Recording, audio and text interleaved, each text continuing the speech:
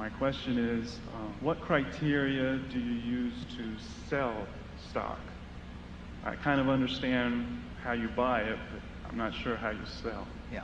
Well, the best thing to do is buy a stock that you don't ever want to sell. I mean, that's what we're trying to do. And that's true when we buy an entire business. I mean, we've bought all of Geico, or we bought all of See's Candy, or the Buffalo News. We're not buying those to resell. I mean, what we're trying to do is buy a business that we will be happy with if we own it the rest of our lives, and we expect to with those. It's the same principle applies to marketable securities. You get extra options with marketable securities. You can add to holdings, obviously easier. We can never own more than 100% of a business, but if we own 2% of a business and we like it at a given price, we can add and have 4 or 5%. So that's an advantage. Sometimes if we need money to move to another sector, like we did last year, we will trim from some holdings, but that doesn't mean we're negative on those businesses at all. I mean, we think they're wonderful businesses, or we wouldn't own them. And we would sell, if we needed money for other things.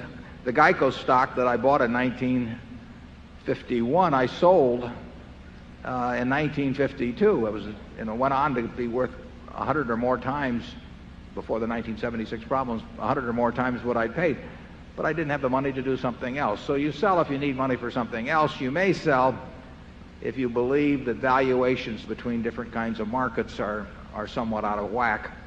And we have done a little trimming last year in that matter. But that could well be a mistake. I mean, the real thing to do with a great business is just hang on for dear life. Charlie? Yes, but the sales that do happen, the ideal way is when you found something you like immensely better. Isn't that obvious? That's the ideal way to sell.